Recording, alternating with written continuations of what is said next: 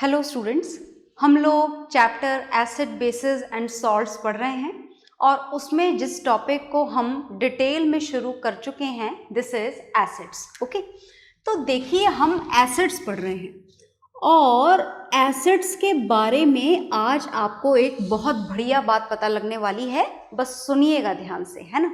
देखिए एसिड के बारे में आपने ढेरों बातें जानी, है ना, और उन सब में से एक काम की बात ये थी कि acids shows their acidic behaviour only in the aqueous solution.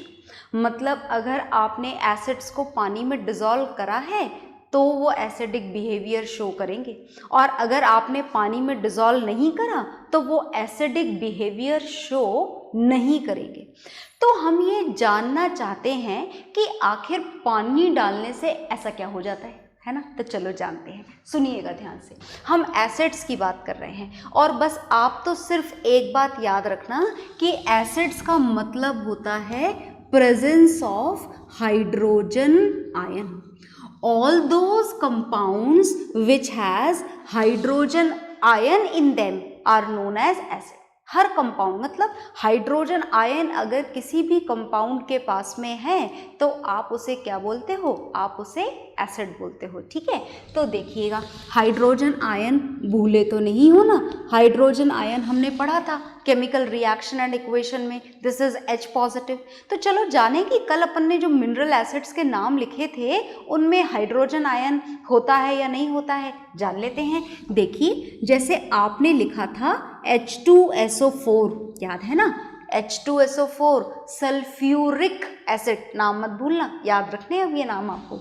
अगर मैं आपसे पूछूं कि आपके केमिकल रिएक्शन एंड इक्वेशन के हिसाब से इसमें हाइड्रोजन आयन है या नहीं है, तो बिल्कुल है। इसमें कौन से आयन्स हैं, इसमें एक है हाइड्रोजन आयन और दूसरा है सल्फेट आयन। अगर मैं आपसे पूछूं कि आपके हाइड्रोक्लोरिक एसिड, नाम मैं बार बार बोल रही हूँ, ध्यान से सुनना और याद भी रखना, this is HCl hydrochloric acid, क्या इसके अंदर हाइड्रोजन आयन है? बिल्कुल है, it has 1 hydrogen ion and 1 chloride ion. अच्छा चलो एक और नाम लिखते हैं, नेक्स्ट इज HNO3, पहचानते हो ना HNO3 को, नाइट्रिक एसिड। कौन सा एसिड है ये? Nitric acid. क्या इसके पास में भी 2 आयन्स हैं? Yes it has. कौन से 2 आयन्स हैं? Look here, first is hydrogen ion and second is nitrate ion. चलो और देखते हैं, हाइड्रोजन वाले कंपाउंड ही तो देखने हैं, और देखते हैं हाइड्रोजन आयन वाले कंपाउंड। देखिए मैं नेक्स्ट लिखने जा रही हूँ C6H12O6, जाना पहचाना है ना ये कंपाउंड, दिस इज ग्लूकोज। कौन सा कंपाउंड है ये? ग्लूकोज। इसके अंदर हाइड्रोजन आयन है क्या? बिल्कुल है, ये रहा ना, दिख रहा है ना हाइड्रोजन, एक क्या 12 है? नहीं नहीं नहीं, इसमें हाइड्रोजन आयन की फॉर्म में नहीं है, हाइड्रोजन तो है पर this is not at all in the form of hydrogen ion. मतलब ये एसिड है क्या? बिल्कुल भी नहीं। चलिए आगे देखते हैं। अच्छा ये देखिए मैंने नेक्स्ट एग्जाम्पल लिखा NaOH, इसमें भी तो हाइड्रोजन है, तो क्या ये भी एसिड है? बिल्कुल भी नहीं, इसमें हाइड्रोजन तो है पर हाइड्रोजन आयन की फॉर्म में नहीं। अगर आप इसके 2 आयन्स लिखना चाहें तो एक तो होगा सोडियम आयन और दूसरा होगा हाइड्रोक्साइड। ये नेगेटिव शायद आपको दिख ना रहा हो, मैं थोड़ा क्लियरली बना देती हूँ, this is hydroxide ion. Is it okay? तो याद रखिएगा कि hydrogen containing compounds are not known as acids, hydrogen ion containing compounds are known as acids. Is it okay? तो चलिए इस वाली इंफॉर्मेशन को हम थोड़ा आगे बढ़ाते हैं। भाई ये बात तो समझ में आ गई कि आखिर एसिड्स की कैटेगरी में आने के लिए हाइड्रोजन आयन होना ज़रूरी है, पर अभी तक भी हमारा जो डाउट था वो क्लियर नहीं हुआ कि हाइड्रोजन आयन होना तो ज़रूरी है पर हाइड्रोजन आयन तो ऑलरेडी है। हम बात तो ये बोल रहे हैं कि पानी होना ज़रूरी है ना। हम क्या बोल रहे हैं, लास्ट क्लास से एक ही बात बोल रहे हैं कि acid shows their acidic behaviour only in their aqueous solution. तो कारण हमें पानी की रिक्वायरमेंट का जानना है, तो चलिए हम जानते हैं। हम एसिड का एसिड ही पढ़ रहे हैं, एसिड की प्रॉपर्टी पढ़ रहे हैं, हम एसिड की प्रॉपर्टी पढ़ने जा रहे हैं in water. Is it okay? हम क्या पढ़ने जा रहे हैं? हम पढ़ने जा रहे हैं बिहेवियर। किसका behaviour? Behaviour of acids in water. चलो जानते हैं इनका बिहेवियर बढ़िया है या नहीं पानी के अंदर। चलिए ध्यान से सुनिएगा। तो हम एसिड का बिहेवियर जानने जा रहे हैं, बहुत ध्यान से देखना। We will start with this hydrochloric acid. इस हाइड्रोक्लोरिक एसिड को हम बार बार बोल रहे हैं कि पानी होगा तो एसिडिक बिहेवियर शो करेगा और पानी नहीं होगा तो एसिडिक बिहेवियर भी नहीं होगा। तो देखिए कारण सुनिए कि फिलहाल अगर हम इस हाइड्रोजन, अभी अगर मैं आपसे पूछूं तो आप इसे हाइड्रोजन क्लोराइड गैस बोलेंगे, ये गैस है, ओके। और इसके अंदर देखो ये आयंस तो प्रेजेंट हैं, one is hydrogen ion and another is chloride ion. पर ये जो हाइड्रोजन और क्लोराइड आयन हैं, they are closely attracted with each other. These ions are not at all free to move, they are not at all free from each other, they have force of attraction between them by which they are bounded with each other, and because of this boundation with each other, this hydrogen ion is not at all able to show its character। ये hydrogen ion होने के बावजूद यहाँ पर अपना character show नहीं कर पाता। कौन शो नहीं कर पाता? Hydrogen ion. क्यों नहीं कर पाता? क्योंकि फ्री नहीं है। क्यों फ्री नहीं है? क्योंकि ये बाउंडेड है किसके साथ में? क्लोराइड आयन के साथ में। किसके through? With a great force of attraction. बहुत फोर्स ऑफ अट्रैक्शन है क्योंकि एक पॉजिटिव आयन है और एक negative ion, and because of this much force of attraction this hydrogen ion is not free to show its behaviour. Is it okay? तो अब हम ये चाहते हैं कि ये जो दो आयन्स हैं, हाइड्रोजन आयन और क्लोराइड आयन, ये एक दूसरे से क्या हो जाएं? सेपरेट, अलग अलग हो जाएं। हाइड्रोजन अलग हो जाए और क्लोराइड अलग हो जाए, है ना। क्योंकि जब हाइड्रोजन आयन अलग हो जाएगा तो अलग होने के बाद में वो हाइड्रोजन आयन अपना कैरेक्टर, मतलब अपना एसिडिक बिहेवियर शो कर पाएगा। और ऐसा करने के लिए हम इस हाइड्रोजन क्लोराइड गैस को किस में डिसॉल्व कर देते हैं? वाटर में। अच्छा, वाटर में क्यों डिसॉल्व करते हैं? कारण पता है क्या आपको वाटर में क्यों डिसॉल्व करते हैं? क्योंकि पानी क्या करेगा, इस हाइड्रोजन आयन और क्लोराइड आयन को अलग अलग ले जाता है। हाइड्रोजन को पानी अलग ले जाता है और क्लोराइड को अलग ले जाता है। क्या आपको पता लगा आखिर ऐसा क्यों होता है?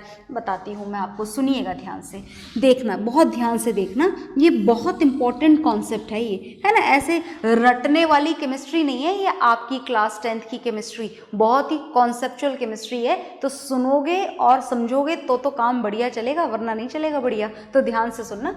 हम यहाँ पर बात कर रहे हैं हाइड्रोजन आयन और क्लोराइड आयन की। जब तक ये अकेले थे, इनके बीच में क्या था?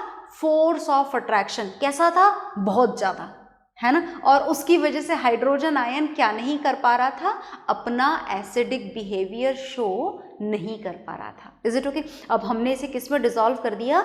वाटर के अंदर। क्या आप वाटर का स्ट्रक्चर जानते हो? ये लिखा हुआ सामने H2O।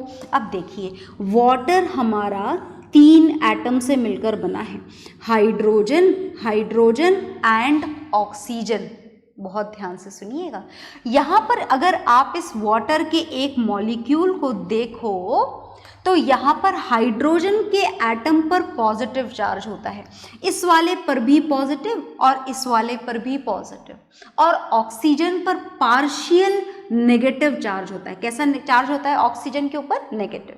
अब ऑक्सीजन पे नेगेटिव क्यों, हाइड्रोजन पे पॉजिटिव क्यों, ये तो आप केमिस्ट्री के आने वाले चैप्टर्स में पढ़ोगे। पर फिलहाल इस बात को आप याद रखिएगा कि whenever we talk about the structure of this water molecule, then these two hydrogen atom are having partial positive charges on them and this oxygen is having partial negative charge on it।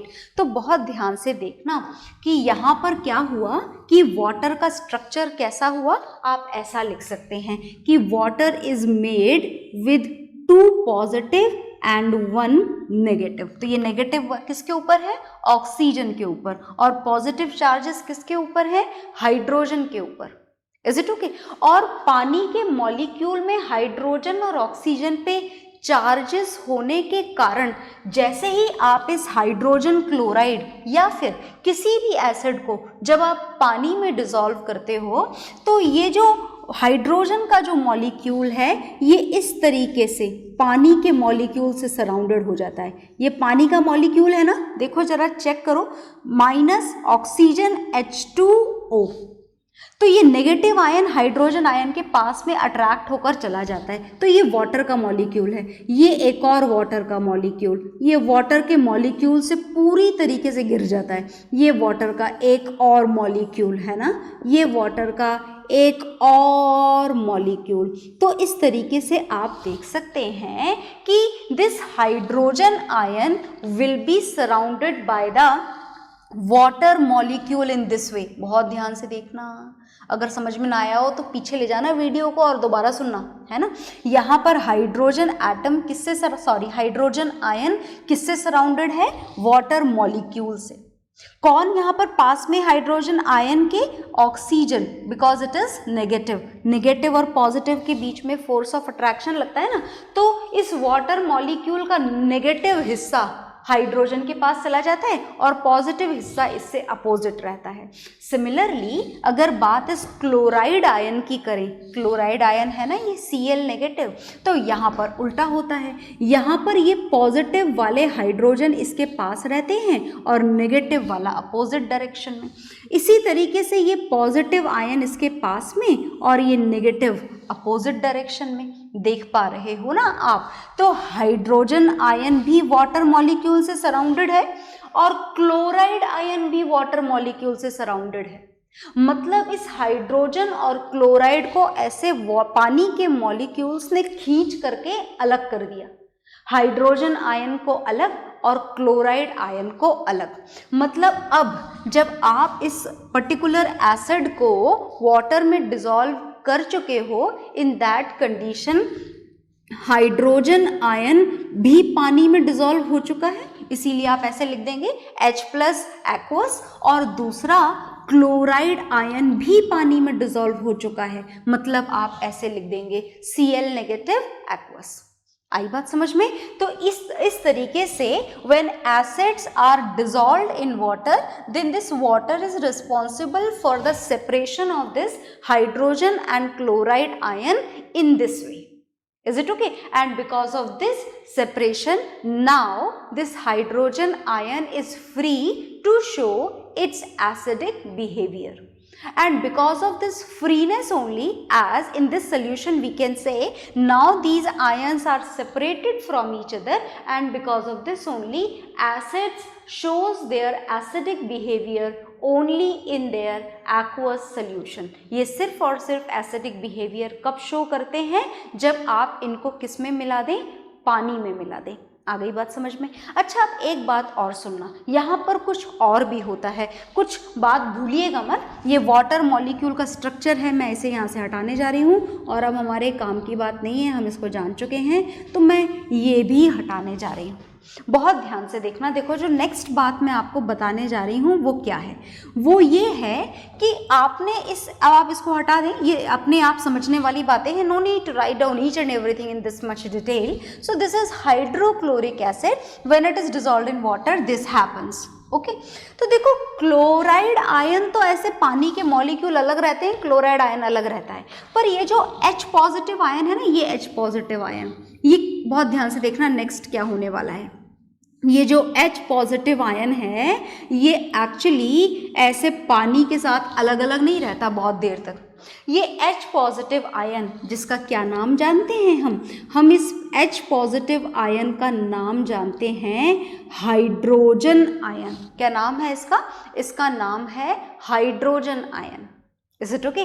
तो hydrogen ion को आप किस में dissolve करते हैं? जैसे ही water में, वैसे ही आप इसे ऐसे नहीं लिखेंगे, अब थोड़ी सी देर बाद ही ये दोनों जुड़ जाते हैं। ये हाइड्रोजन आयन वाटर के पूरे मॉलिक्यूल के साथ में कंबाइन हो जाता है। And when this hydrogen ion combines this water molecule, in that condition this will be formed, look here, H3O positive. दोनों चीजें पूरी तरीके से जुड़ चुकी हैं। H3O positive will be formed, that means this H3O positive is known as hydronium ion. क्या बोला जाता है इसको? इसको बोला जाता है hydronium ion. So you can say that this hydronium ion is produced. क्या बन जाता है? Hydronium ion. आ गया समझ में? तो अब अगर मैं आपसे बोलूं कि इन दोनों इक्वेशंस को कंबाइन करके लिखो, तो ये फिगर आप ज़रूर बना लेना। वैसे ये आपके नोट्स में भी दे रखा है क्वेश्चन आंसर की फॉर्म में, तो आप इसे वहाँ से भी बना सकते हैं और यहाँ से भी बना सकते हैं। बनाइएगा ज़रूर, है ना? तो आपने बना लिया होगा। अब मैं इसे रफ करने जा रही हूँ और देखिए ध्यान से। अब मुझे क्या बताना है आपको? मैंने आपको बोला कि एसिड को पानी में मिलाया तो ये दोनों बने, और ये जुड़ करके किस में कन्वर्ट हो गए हैं? हाइड्रोनियम आयन में। So this reaction can be written as directly. आप इस रिएक्शन को डायरेक्टली भी लिख सकते हैं। कैसे डायरेक्टली लिख सकते हैं? सुनिएगा ध्यान से, बहुत ध्यान से। जैसे मैंने लिखा HCl प्लस H2O, आपने हाइड्रोजन क्लोराइड गैस को किस में डिसॉल्व कर दिया? वाटर में। ओके, तो when it is dissolved in water क्या हो जाएगा? हाइड्रोजन आयन, अभी लिखा था आपने कि कौन सी फॉर्म में मिल रहा है? In the form of aqueous solution, as a lot of water molecules are attached to this hydrogen ion. And next is chloride ion which is also there in the aqueous solution. तो same ही तो लिखी है मैंने reaction, तो दोबारा क्यों लिखी? दोबारा लिखने का कारण है कि no need to write it in this way, as this hydrogen ion is going to combine completely with the water molecule. So this can be written as this H3O positive which is hydronium. नाम मत भूलना, क्योंकि ये नाम देखो हम पहली बार पढ़ रहे हैं इस चैप्टर में। तो हाइड्रोनियम आयन है ये। कौन सा आयन है ये? Hydronium ion. ओके, तो आगे चलते हैं। चलो और लिखें, एक आध एसिड को और डिसॉल्व कर देते हैं पानी के अंदर, कर देते हैं। देखिएगा ध्यान से। Next is H2SO4। मैं नाम भी लिख देती हूँ ताकि आपको नाम याद हो जाए। सल्फ्यूरिक एसिड है ये।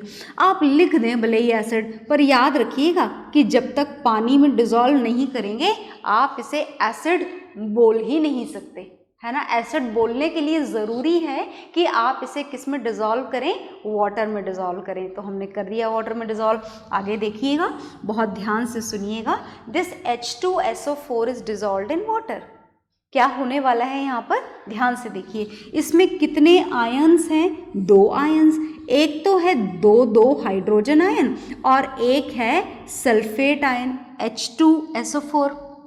H2 का मतलब 2 हाइड्रोजन आयन और SO4 का मतलब दिस सल्फेट आयन। और आप इसे पानी में मिला दोगे। अभी ये सेपरेटेड है क्या इसके अंदर? नहीं, they both are bonded with a very strong force of attraction, can not be separated from each other. And if you want to separate them then water has to be added. तो water इस hydrogen ion को भी चारों तरफ से घेर लेगा और इस सल्फेट आयन को भी चारों तरफ से घेर लेगा। कौन? Water molecule. तो देखिए सल्फेट आयन तो ऐसे के ऐसे ही रहेगा, सल्फेट आयन वाटर मॉलिक्यूल्स के साथ में। But when this hydrogen ion is there, when we are going to look at it, then this hydrogen ion will combine with the complete molecule of water, and in that case hydronium ion will be produced. क्या बन जाएंगे? Hydronium ion बन जाएंगे। Reaction हमें balance करनी पड़ेगी यहाँ पर। हाइड्रोनियम आयन, इसको ऐसे लिखे रहने दें, H3O पॉजिटिव 2 हाइड्रोजन है तो 2 वाटर के मॉलिक्यूल चाहिए होंगे आपको और 2 हाइड्रोनियम आयन आपको यहाँ पर मिल जाएंगे। Is it okay? तो ये है आपका बिहेवियर। किनका बिहेवियर? एसिड का। किसमें? पानी में। पानी में डालते ही हाइड्रोजन आयन सेपरेट हो जाता है और नेगेटिव आयन अलग हो जाता है, और इस कारण से ये अपना एसिडिक बिहेवियर रिप्रेजेंट कर पाते हैं। तो नोट डाउन दीज 2 रिएक्शन, फिर हम थोड़ा और जानेंगे। ओके,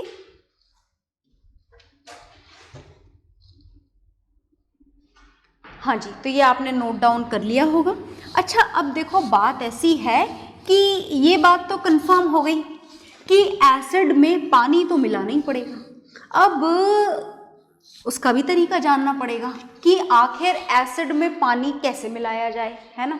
ये कंफर्म हमें पता लग गया कि एसिड तो पानी के बिना अपना बिहेवियर शो करेंगे ही नहीं, पानी तो ऐड करना ही है ना। तो अब पानी कैसे ऐड करें, मतलब ऐसा करें कि यहाँ पर एक कंटेनर में एसिड ले लें, है ना। ये हमने क्या ले लिया, एक कंटेनर में एसिड ले लिया। Is it okay? आ रही है बात समझ में?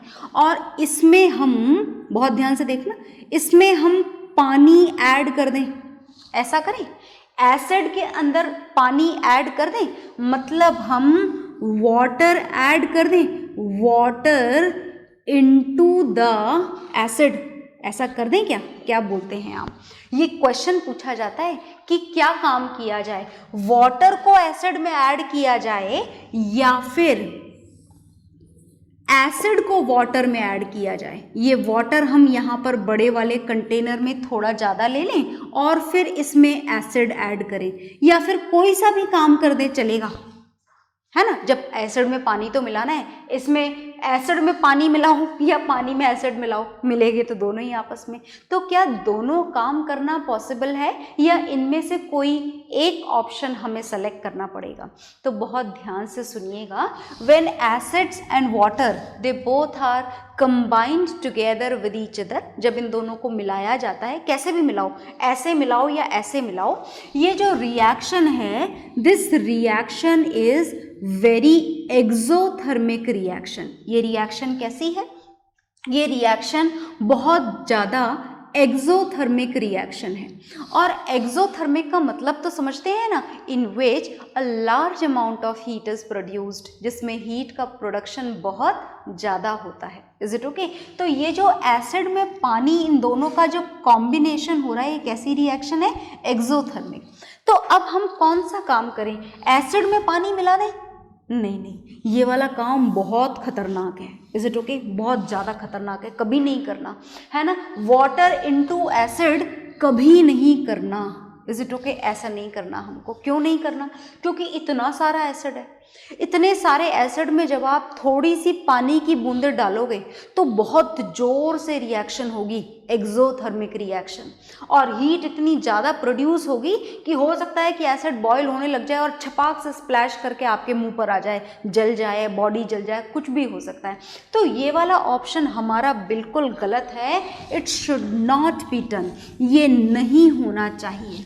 तो फिर वाटर को एसिड में ऐड नहीं करना है किसी भी कंडीशन में। आप लेबोरेटरी में जाएं तो भी इस बात का, हालांकि ये काम आपको नहीं करना होता है, पर फिर भी, है ना, कभी कभी आप केमिस्ट्री लेबोरेटरी में जाते हैं और टीचर से बिना पूछे अपनी मर्जी से कोई काम करना शुरू कर देते हैं अपनी आधी अधूरी नॉलेज के हिसाब से। तो ऐसा आप कभी मत करिएगा। देखिएगा ध्यान से, यहाँ पर हमें कंटेनर में पानी पहले भर लेना है और उसमें एसिड, अच्छा एसिड ऐसे नहीं डालना कि बॉटल ली और उठा के डम डम डम डम डम सारी डाल दी, नॉट लाइक दिस, ऐसे नहीं ऐड करना होता है। हमें थोड़ा सा एसिड डाला, फिर वेट करना है। Is it okay? जैसे आपने थोड़ा सा एसिड डाला है ना, थोड़ा सा पर्टिकुलर कुछ ड्रॉप्स आपने यहाँ पर एसिड की डाली, तो ये एक एक पानी में पूरी मिलेंगी, एक्सोथर्मिक रिएक्शन होगी, हीट बनेगी, पानी उसे कूल कर देगा।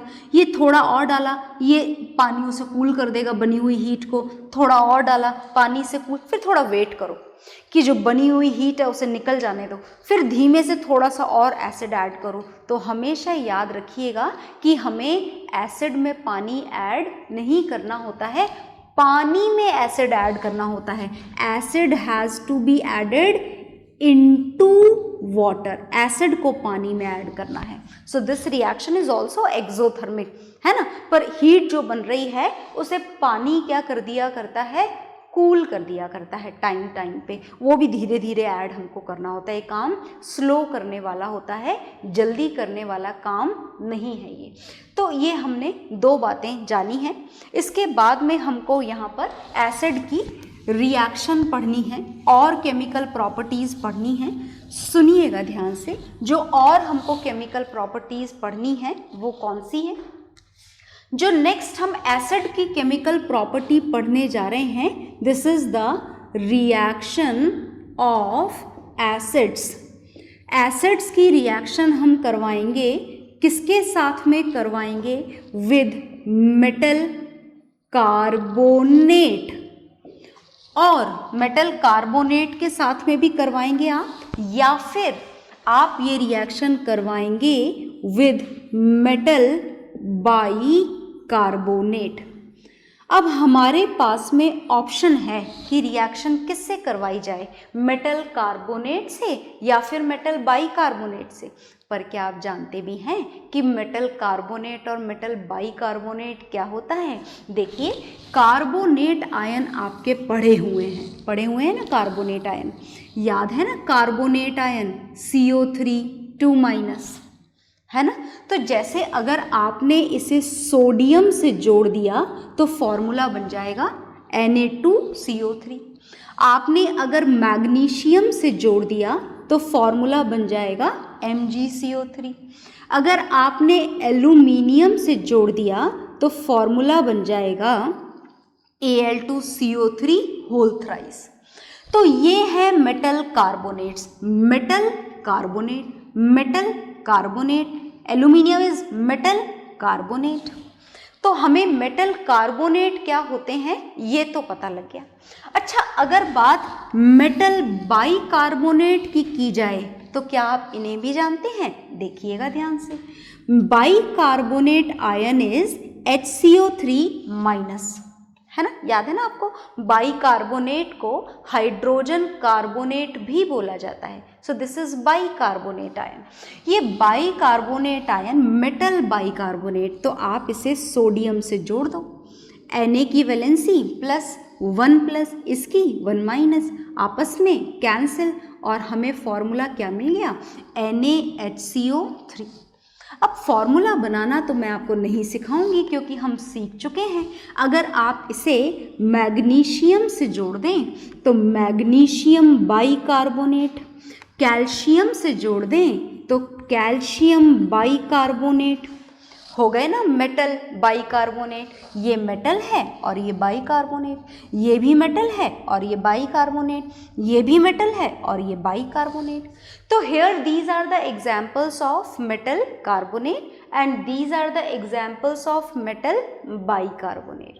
अब इनमें से किसी भी एक मेटल कार्बोनेट की या फिर इनमें से किसी भी एक मेटल बाइकार्बोनेट की रिएक्शन आपको करवानी है। किसके साथ में करवानी है?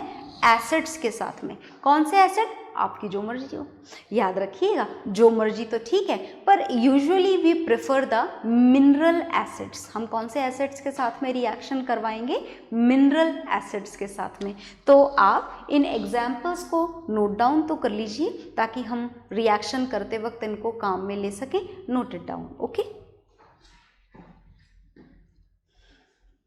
हाँ जी, तो आप नोट डाउन कर चुके होंगे। वीडियो को पॉज करके नोट डाउन करने का काम आपका चालू रहना चाहिए हमेशा। जब आप मैथ्स पढ़ रहे हैं, साइंस पढ़ रहे हैं, तो always sit with a resistor, हमेशा रजिस्टर लेकर बैठेंगे आप लोग। अब इसकी जनरल रिएक्शन क्या होती है देखिएगा, मैं आपको जनरल रिएक्शन बताने जा रही हूँ। When any acid reacts with any metal carbonate, कोई सा भी एसिड किसी भी मेटल कार्बोनेट या फिर किसी भी मेटल बाइकार्बोनेट से रिएक्ट, दोनों में से एक लेना है, दोनों एक साथ नहीं ले लेने हैं, या तो ये लेना है या ये लेना है ना, दोनों में से एक ही लेना है। और जब ये दोनों में से कोई एक एसिड के साथ में रिएक्शन करता है तो जनरली बनता है सॉल्ट, साथ में बनता है पानी, और एक बनती है कार्बन डाइऑक्साइड गैस। तो this is the general reaction between acid and these, any one of these, है ना। ये तीन प्रोडक्ट हमेशा फिक्स्ड हैं, salt, water and carbon dioxide. अब इसके एग्जाम्पल्स हमको देखने हैं, तो इसके कुछ एग्जाम्पल्स आप कोशिश करिएगा अपने आप लिखने की, है ना। मैं आपको एग्जाम्पल्स दूंगी नेक्स्ट क्लास में, पर हाँ, आप इस जनरल रिएक्शन को बिल्कुल अच्छे से लर्न करके रखिएगा। Okay, bye everyone.